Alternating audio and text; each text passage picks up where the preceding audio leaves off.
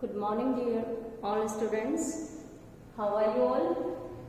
I hope you all are fine. I am Saroj from Macvision Abhiraj Girls School, your science teacher. Today we will discuss our chapter number 4, that's name is heat. आज अपनी जो next unit है, second unit है, उसका जो chapter है heat, वो हम डिस्कस कर रहे हैं. अब देखिए इस चैप्टर में हीट होती क्या है, कैसे एक फॉर्म से दूसरी फॉर्म में वो ट्रांसफर हो रही है. क्लियर? इन सब के बारे में कैसे हम उसको मेजर कर सकते हैं, उसकी मेजरिंग स्केल क्या है, उसकी मेजर जब हम करते हैं तो यूनिट क्या है, किस यूनिट में हम हीट को मेजर कर रहे हैं, ये सब हम इस चैप्टर में रीड करेंगे. सबसे पहले देखिए, आप ऑब्जर्व करते हो है ना क्या कि कोई भी बॉडी है, कोई भी ऑब्जेक्ट है ना, उसको जब हम टच करते हैं मोस्टली उसकी हॉटनेस और कोल्डनेस हमें कब पता चलती है, जब हम उसको छू कर देखते हैं, है ना. जब हम उसको छू कर देखते हैं तभी हमें उसकी हॉटनेस और कोल्डनेस पता चलती है. जैसे जब विंटर होती है तब हमें ठंड लगती है, तो आपने देखा होगा हम अपने हैंड्स को ऐसे रब करते हैं और ऐसे रब करने के बाद हमारे जो हैंड्स हैं वो हमें वार्म फील होते हैं, है ना. ऐसे बहुत से एग्जांपल्स हैं. आपकी गाड़ियां जो चलती हैं, आप स्कूल बस से आ रहे हैं, है ना, उसके अंदर डीजल लगता है ना, फ्यूल लगता है ना, डीजल. अब वो फ्यूल बर्न हो रहा है जिससे हीट प्रोड्यूस हो रही है, और उससे क्या होता है, डीजल के बर्न होने से जो हीट जनरेट हुई है उससे जो वो बस है या जो भी गाड़ी है वो क्या करती है, रन करती है, यानी कि उसका जो इंजन है वो काम करता है. तो ऐसे अपने डेली लाइफ में बहुत सारे एग्जांपल्स हैं जो हीट का जो प्रोडक्शन है, हीट जहाँ पे यूज हो रही है, उसके जनरल एग्जांपल्स हम ले सकते हैं. खाना बनाते हैं हम, है ना, तो और या हमारा जो फ्रिज जो है, समझ की अगर हम बात करें तो हमारा जो फ्रिज है वो भी क्या करता है, कोल्डनेस ठंडा करता है ना इन चीजों को. जो हमारा फ्रिज है, पानी है, आइस की जो फॉर्मेशन है वो भी उसके अंदर हो रही है. ठीक है, तो इस तरह से हीट एक्चुअल में एक एनर्जी की ही फॉर्म है. हीट क्या है, हीट एक एनर्जी ही है, क्या है, जो कि किसी बॉडी की हॉटनेस और कोल्डनेस को बता रही है ना. एनर्जी का ट्रांसफर जब होता है एक ऑब्जेक्ट से दूसरे ऑब्जेक्ट के अंदर, तो उसका जो टेम्परेचर है वो चेंज होगा और वहां पर हीट प्रोड्यूस होगी. ठीक है, चलिए ये तो हमने कुछ एग्जांपल्स की बात की. हीट की अगर हम डेफिनेशन की बात करें तो हीट को हम डिफाइन कैसे कर सकते हैं, बताओ. अभी मैंने बताया heat is a form of energy है, एक एनर्जी की फॉर्म है जो किसी भी ऑब्जेक्ट की हॉटनेस और कोल्डनेस के कारण होती है ना. तो डेफिनेशन अगर हम लिखना चाहें हीट की, is a form of energy, energy की ही एक फॉर्म है. ठीक है, heat is a form of energy due to hotness और कोल्डनेस ऑफ एनी ऑब्जेक्ट या बॉडी, जो भी आप लिखना चाहें, है ना. एक तो एनर्जी की ही फॉर्म है जो कि उसकी हॉटनेस और कोल्डनेस को हमें बता रही है. ठीक है, वो क्या है, हीट. अब हीट की अलग अलग फॉर्म्स हैं. अब एनर्जी जैसे हम पढ़ते हैं, मैकेनिकल एनर्जी है, लाइट एनर्जी है, काइनेटिक एनर्जी है. हम बोलते हैं कि सन जो है वो हमें एनर्जी प्रोवाइड करा रहा है. ग्रीन प्लांट्स सन की सनलाइट के प्रेजेंस में फोटोसिंथेसिस करते हैं, फूड प्रिपेयर कर रहे हैं. तो सन कौन सी एनर्जी दे रहा है, लाइट एनर्जी. सन कौन सी एनर्जी दे रहा है हमें, लाइट एनर्जी. उस लाइट एनर्जी को हम कन्वर्ट करते हैं अकॉर्डिंग टू आवर रिक्वायरमेंट, है ना. अब आजकल सोलर सिस्टम आपने सुना होगा, सनलाइट जो होती है, लाइट एनर्जी जो होती है, उसको हम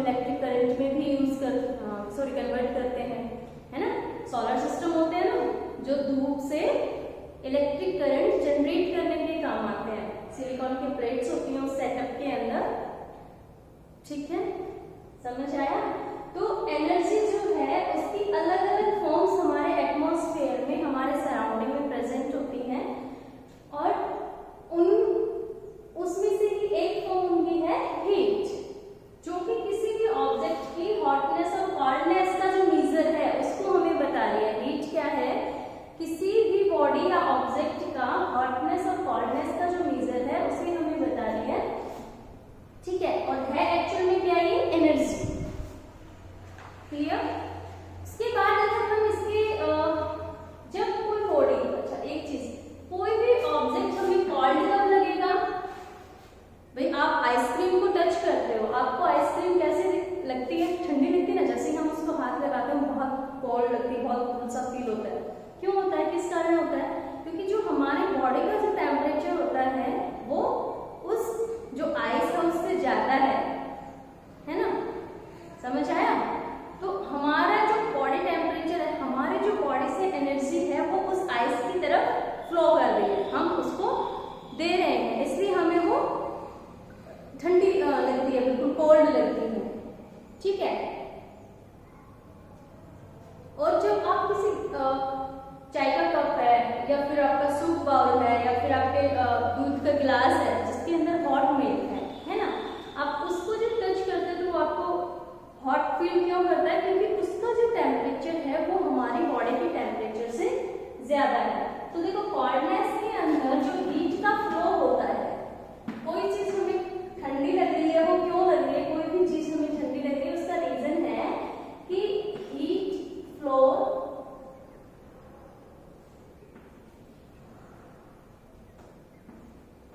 from our body to the object या टू द कोल्ड ऑब्जेक्ट, है ना। जो कोल्ड ऑब्जेक्ट है वो हमें कोल्ड क्यों लग रहा है? उसका रीजन ये है कि आइसक्रीम को टच करते हैं तो आइसक्रीम हमें ठंडी क्यों लगी? क्योंकि जो हमारी बॉडी है उसका टेम्परेचर उस आइसक्रीम के टेम्परेचर से ज्यादा है, और हमारी बॉडी से जो एनर्जी है या हीट है उसका फ्लो उस आइसक्रीम की तरफ हो रहा है, इसलिए वो हमें ठंडी फील होगी। कैसी अपीयर होगी? वो हमें ठंडा। हॉटनेस के अंदर जस्ट अपोजिट हो जाता है। हॉटनेस के अंदर वो हमें कोई भी हॉट कप ऑफ टी है या फिर हॉट मिल्क है, वो कोई भी हॉट वाटर का बाउल है, वो हमें हॉट क्यों अपीयर होता है, क्यों फील होता है? क्योंकि हमारी बॉडी का टेम्परेचर उससे कम होता है, और जो हीट का फ्लो होता है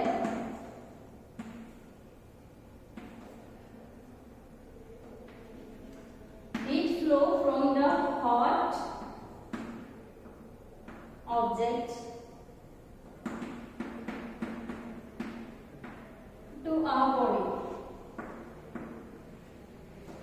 उसके अंदर जब हम किसी गर्म चीज जो हमें फील हो रही है, कोई चीज की हॉटनेस हमें फील हो रही है, तो उसके अंदर क्या होगा कि जो सामने कोई ऑब्जेक्ट है उसका टेम्परेचर हमारे बॉडी के टेम्परेचर से ज्यादा है, उसकी एनर्जी ज्यादा है ना।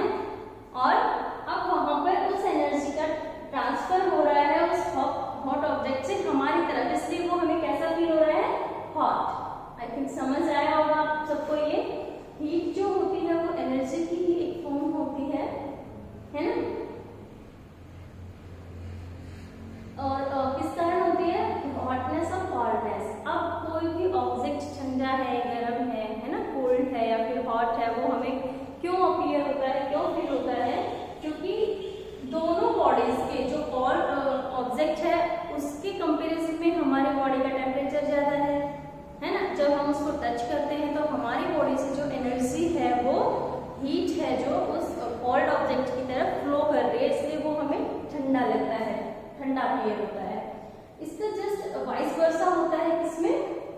हॉटनेस में। हॉटनेस में देखो क्या होगा कि कोई भी ऑब्जेक्ट है, हॉट ऑब्जेक्ट, उसका टेम्परेचर हमारे बॉडी के टेम्परेचर से ज्यादा होता है। जब हम उसको टच करते हैं, है ना, देखो एनर्जी का जो ट्रांसफर होता है डायरेक्ट कांटेक्ट से एनर्जी ट्रांसफर होती है, ठीक है।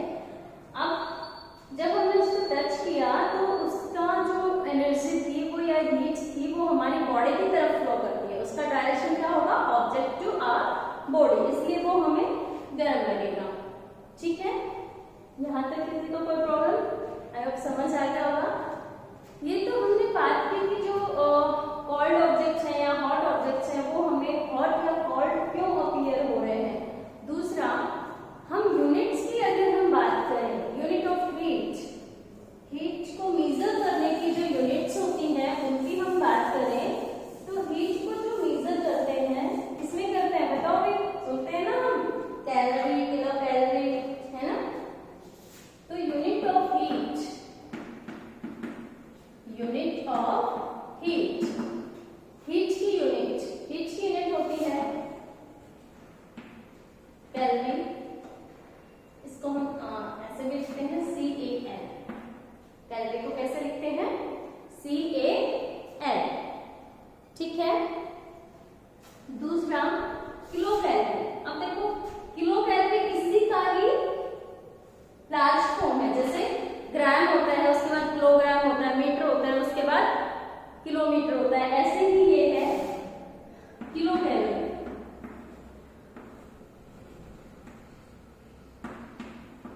ठीक है। अब 1 किलो कैलोरी कितनी कैलोरी के बराबर होगी? 1000 कैलोरी।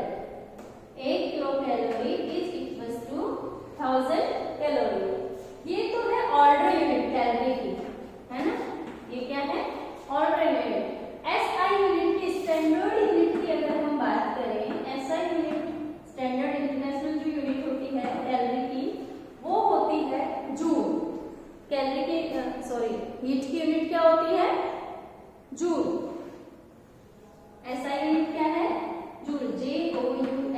इसको हम J से लिखते हैं। ठीक है। नॉर्मल अगर हम यूनिट्स ऑफ हीट की बात कर रहे हैं सबसे पहले, तो हीट की यूनिट है calorie and kilo calorie. 1 kilo calorie जो होती है वो 1000 कैलोरी के बराबर होती है। ठीक है। और SI स्टैंडर्ड यूनिट, स्टैंडर्ड, अब SI यूनिट्स कौन सी होती है हमें ये पता होना चाहिए। SI यूनिट्स यानी कि हम ऑल ओवर द वर्ल्ड किसी भी चीज को SI यूनिट्स के अंदर अगर मेजर कर रहे हैं तो वहां पर सबका रिजल्ट सेम होगा। समझ आया? SI यूनिट का मतलब क्या है कि ये जो यूनिट है इसके जो मेजरमेंट है वो अर्थ पर या स्पेस में आप कहीं भी मेजर करेंगे तो वो उसी यूनिट में आएगा, उतना ही आएगा। ठीक है, समझ आया? अब कैलोरी और जूल में क्या रिलेशन होता है कि कैलोरी और जूल में क्या रिलेशन होता है? एक कैलोरी के अंदर कितने जूल होते हैं या एक जूल में कितनी कैलोरीज होती है ना। तो याद रख लेना relation between calorie and joule.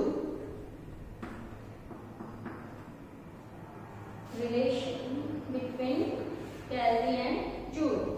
एक कैलोरी के अंदर कितने जूल होते हैं?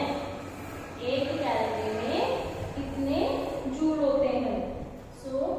एक जो कैलोरी होती है वो 4.184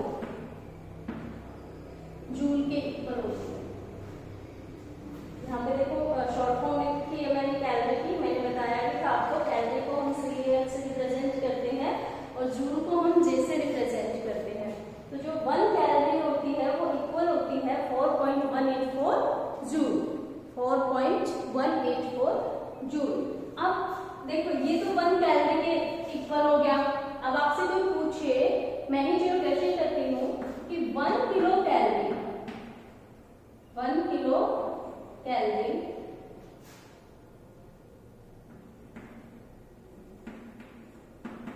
is equals to how much joule? How much joule? Joule में कन्वर्ट करना है उसको। तो अब हमें सबसे पहले ये पता होना चाहिए कि 1 किलो कैलोरी के अंदर कितनी कैलोरीज होंगी? 1000 कैलोरीज, है ना। जब 1 कैलोरी के अंदर 4.184 जूल है तो 1000 कैलोरीज के अंदर कितना जूल होगा? तो 1 किलो कैलोरी के अंदर क्या आएगा? हम मल्टीप्लाई करते हैं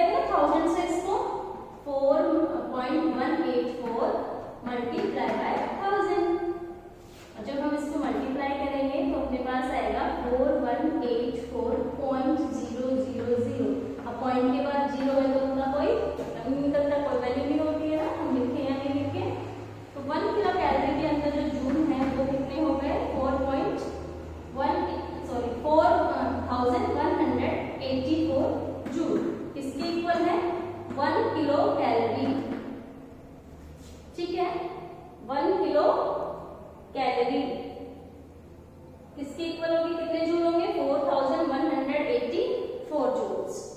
ठीक है, आपको बस इम्पोर्टेंट ये है कैलोरी और जूल के अंदर जो रिलेशन है वो ये याद रखना चाहिए कि 1 कैलोरी जो होती है वो 4.184 जूल के इक्वल होती है। ओके, ऐसा यूनिट क्या है कैलोरी, सॉरी हीट की, ऐसा यूनिट इज जूल। वैसे कैलोरी और किलो कैलोरी भी हीट की यूनिट्स हैं, बट स्टैंडर्ड यूनिट की अगर हम बात करें तो स्टैंडर्ड यूनिट है इसकी जूल। अब देखो हम बात कर रहे थे कि जो हॉटनेस और कोल्डनेस के मेजरमेंट है उसके लिए आप एक एक्सपेरिमेंट कर सकते हो, है ना। आप नॉर्मली घर में कभी भी ऑब्जर्व करके देखना, आइस है, बहुत ठंडा पानी एकदम अपने फ्रिज से आइस को जस्ट मेल्ट किया है, उस पानी में आपने हाथ डिप किया है, अपने फिंगर्स को एक बार डिप करना है ना। उसके बाद हल्का सा जो नॉर्मल टैप वाटर होता है ना, ल्यूकवार्म गुनगुना सा जो पानी होता है, उसके बाद जब हम उसमें फिंगर्स को डालते हैं तो वो हमें कैसा लगता है, हॉट लगेगा। कैसा लगेगा, नॉर्मल वाटर भी हॉट। क्यों लगेगा ऐसा, क्योंकि जो हमारे फिंगर्स थी, जो हमने कोल्डेस्ट वाटर था कंपेरिजन टू जो आइस वाटर था, उसके अंदर वो बहुत ज्यादा ठंडा था। जैसे ही हमने ल्यूकवार्म वाटर के अंदर फिंगर्स हम अपने रखेंगे तो वो हमें कैसे अपीयर होगी, वो वाटर हमें ऐसा लगेगा जैसे बहुत गर्म है ना, क्योंकि कंपेरिजन टू वो गर्म है। 2-3 मिनट आप रखेंगे ठंडे पानी के अंदर, बहुत चिल्ड जो वाटर है उसके अंदर, उसके बाद हल्के से गुनगुने पानी में अपने हाथ को लेके जाएंगे तो आपको फील होगा कि वो बहुत ज्यादा गर्म है। वहीं ऐसा बियरेबल हॉट वाटर, बियरेबल से मतलब है पानी गर्म जिसके अंदर हम कुछ टाइम तक अपना हैंड्स डिप करके रख सकते हैं, 2 to 3 मिनट्स, है ना। ऐसा हॉट वाटर है, गर्म पानी है, गर्म पानी में हमने अपने फिंगर्स को, अपने हाथ को रखा हुआ है। उसके बाद जब आप नॉर्मल वाटर, जो टैप वाटर था नॉर्मल, जिस पर अभी हमने ठंडा हाथ या फिर दोनों को आप साथ साथ ऑब्जर्व करेंगे, एक बाउल के अंदर आप कोल्ड वाटर जो है उसको रखेंगे, एक बाउल के अंदर कोल्ड से मतलब ठंडा पानी, नॉर्मल ठंडा नहीं, जो आइस को मेल्ट करके एकदम बहुत ज्यादा ठंडा, है ना, उस पानी को रखेंगे। दूसरे के अंदर इतना गर्म होना चाहिए पानी जिसके अंदर आप हाथ आसानी से रख सके, बहुत ज्यादा हॉट वाटर नहीं लेना है ना, अदरवाइज क्या होगा, हमारे जो हैंड होंगे वो हार्म होंगे। दोनों के अंदर आप 2 से 3 मिनट अपने हाथों को अलग अलग, एक में लेफ्ट हैंड रखेंगे ठंडे पानी में और राइट हैंड को रखेंगे आप हॉट वाटर के अंदर, 2 से 3 मिनट रखेंगे। फिर दोनों हैंड्स को निकालेंगे और एक साथ जो नॉर्मल वाटर है, हल्का सा ल्यूकवार्म है, गुनगुना सा पानी है नॉर्मल, उसके अंदर जब हम अपने दोनों हाथों को एक साथ देंगे तो आपके जो दोनों हाथ है वो एक जैसा फील नहीं करेंगे। जो लेफ्ट हैंड है जो ठंडे पानी में था वो कैसा फील करेगा, एकदम से उसको वो पानी बहुत गर्म लगेगा। और जो हॉट वाटर में था आपका राइट हैंड, जब उसको हम ल्यूकवार्म वाटर में देंगे तो उसको वो बहुत ठंडा सा फील लगेगा, ठंडा सा फील होगा। क्यों होता है ऐसा, क्योंकि पहले जो उनका टेम्परेचर था उससे जस्ट अपोजिट टेम्परेचर आया, तो हीट का जो फ्लो है वो हो रहा है ज्यादा एनर्जी से कम एनर्जी की तरफ, ठीक है। इसलिए हमें हॉटनेस और जो कोल्डनेस है वो फील होती है। अब देखो हम बात कर रहे हैं बार बार कि जिस बॉडी का टेम्परेचर ज्यादा होता है वो हमें हॉट लगती है, जिसका टेम्परेचर कम होता है वो हमें कोल्ड फील हो रही है ना। तो टेम्परेचर क्या है, व्हाट इज टेम्परेचर, टेम्परेचर क्या होता है, टेम्परेचर बताओ। देखो हॉटनेस और कोल्डनेस की जो डिग्री होती है एक पर्टिकुलर स्केल पर, है ना। अब आपने बता दिया कि हाँ पानी गर्म है, जो हल्का सा गुनगुना पानी है, ल्यूकवार्म वाटर है वो भी गर्म है, बहुत तेज गर्म है वो भी गर्म है ना। पानी ठंडा है, नॉर्मल सा ठंडा पानी वो भी ठंडा है, अगर उससे थोड़ा सा और कोल्डर हमने लिया वो भी ठंडा, कोल्डेस्ट वाटर अगर हमने लिया वो भी ठंडा है। तो देखो वो उसके अंदर आप ये कहेंगे ना कि ये थोड़ा कम गर्म है, उससे ज्यादा गर्म है, लेकिन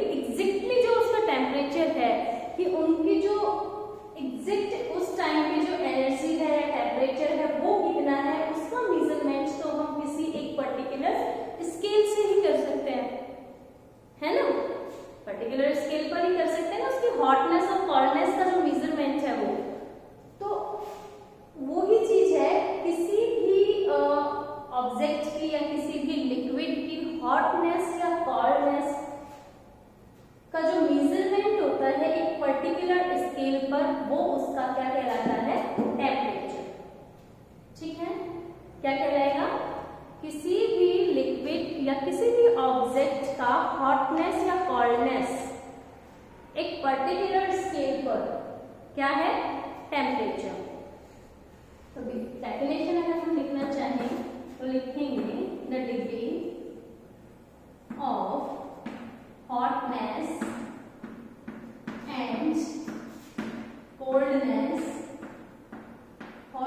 and coldness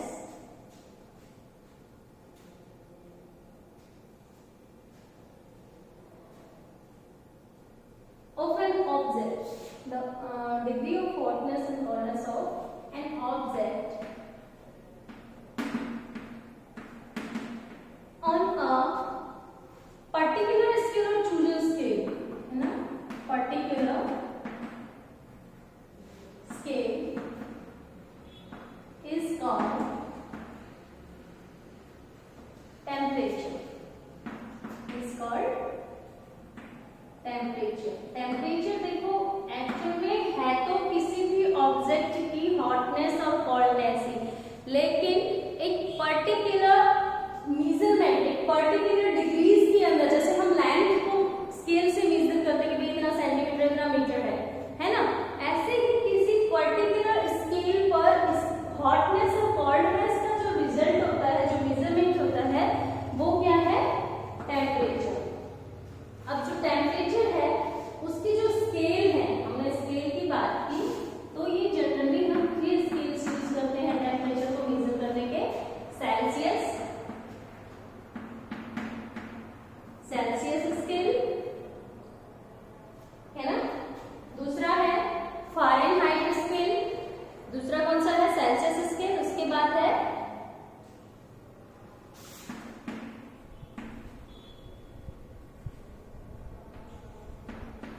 Fahrenheit scale, and third one is kelvin scale. ये 3 स्केल है। केल्विन स्केल है, ये जो है ये टेम्परेचर की एसआई यूनिट है, टेम्परेचर की एसआई यूनिट क्या है, केल्विन, और इसको हम लिखते हैं स्मॉल के से, है ना। सेल्सियस के अंदर generally all over the world हम एयर जो टेम्परेचर होता है, एयर का जो टेम्परेचर होता है उसको मेजर करते हैं हम सेल्सियस स्केल के अंदर। फ़ारेनहाइट स्केल, इसको हम डिग्री सेल्सियस से डिनोट करते हैं, सेल्सियस को हम कैसे लिखते हैं, डिग्री सेल्सियस, फ़ारेनहाइट को हम कैसे लिखते हैं, डिग्री फ़ारेनहाइट। बट केल्विन के अंदर डिग्री नहीं होती, हम केल्विन को एज इट इज स्मॉल के से रिप्रेजेंट करते हैं, केल्विन में डिग्री नहीं लिखते हैं, सिर्फ सेल्सियस एंड फ़ारेनहाइट को हम डिग्री सेल्सियस और डिग्री फ़ारेनहाइट बोलते हैं। ठीक है, ये तो हमने बात की जो टेम्परेचर के स्केल्स थे, 3 स्केल्स हैं, Celsius scale, Fahrenheit scale and kelvin scale. Kelvin scale है तो उसका स्टैंडर्ड यूनिट है टेम्परेचर की, स्टैंडर्ड स्केल है टेम्परेचर का केल्विन स्केल, इसको हम स्मॉल के से डिनोट करते हैं। अब ये होते क्या है, इनके आपस में क्या रिलेशन है, वो हम 1 बाय 1 करते हैं। सबसे पहले जो मैक्सिमम हम यूज करते हैं वो है सेल्सियस स्केल। सबसे पहले सेल्सियस स्केल, सेल्सियस स्केल है ना, मैक्सिमम डिनोट करते हैं, मैंने अभी बताया आपको डिग्री सेल्सियस, डिग्री सेल्सियस। जैसे हम बात करते हैं कि वाटर का फ्रीजिंग पॉइंट क्या है, 0 डिग्री सेल्सियस, वाटर का बॉइलिंग पॉइंट क्या है, 100 डिग्री सेल्सियस, है ना। अब एक चीज, टेम्परेचर को हम जिस इंस्ट्रूमेंट से मेजर करते हैं वो होता है थर्मोमीटर। क्या होता है, थर्मोमीटर। क्या होता है, थर्मोमीटर। क्या होगा थर्मोमीटर, जिसके अंदर हम टेम्परेचर को मेजर कर रहे हैं,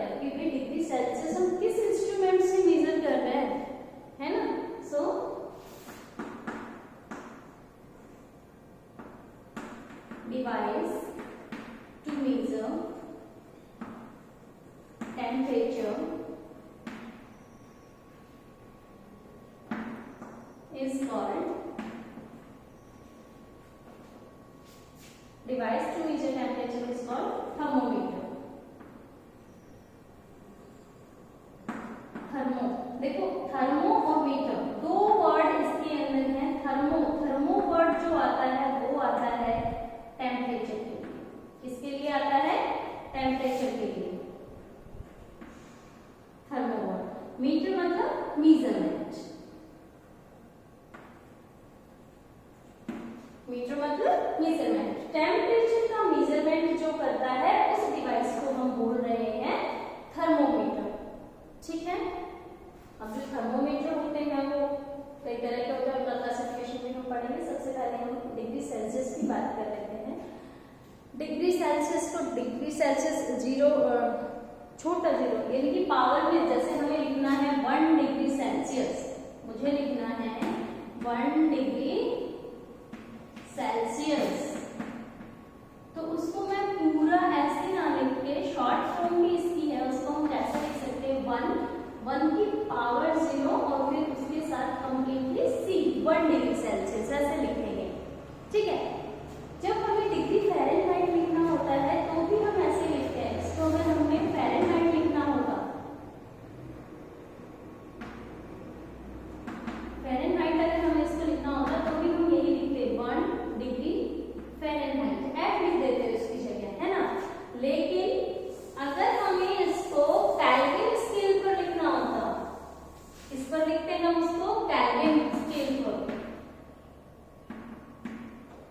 केल्विन स्केल पर जब हम उसको लिखते हैं तो हम इसको 1 के, सिर्फ इतना ही लिखते हैं। क्या लिखते हैं? 1 के। केल्विन स्केल पर हम उसको के से ही डिनोट करते हैं। ठीक है।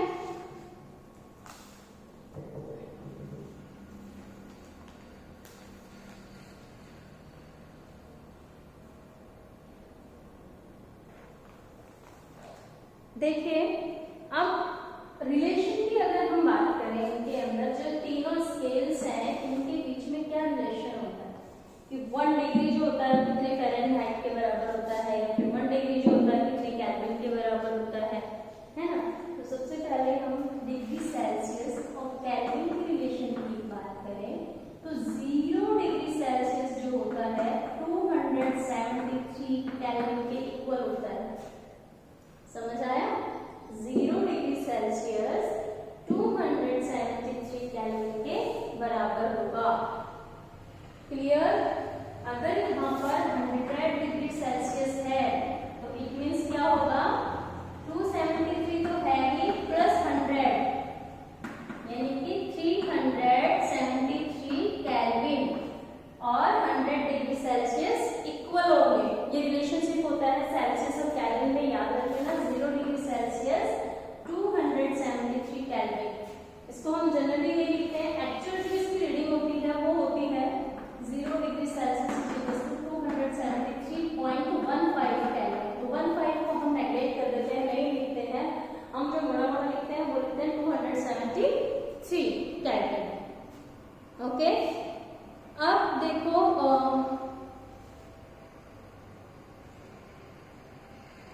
डिग्री सेल्सियस को हम फ़ारेनहाइट में कन्वर्ट कर रहे हैं। किसको? डिग्री सेल्सियस को। डिग्री सेल्सियस को हम कन्वर्ट कर रहे हैं किसमें? फ़ारेनहाइट में। तो कैसे करेंगे? उसके लिए एक पर्टिकुलर फॉर्मूला होता है, degree Celsius to Fahrenheit. Degree Celsius to degree Fahrenheit. Degree Celsius को हम डिग्री फ़ारेनहाइट में कन्वर्ट कर रहे हैं तो उसके लिए फॉर्मूला जो अपना आता है वो आएगा degree Fahrenheit is equals to, हमें यानी कि सपोज करो, आपको एग्जांपल से समझाएंगे, पहले हम फॉर्मूले की बात कर लेते हैं।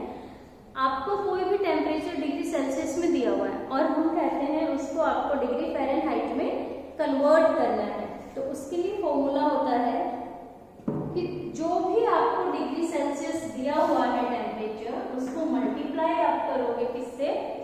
1.8 से, और ऐड करना है उसमें आपको 32। ठीक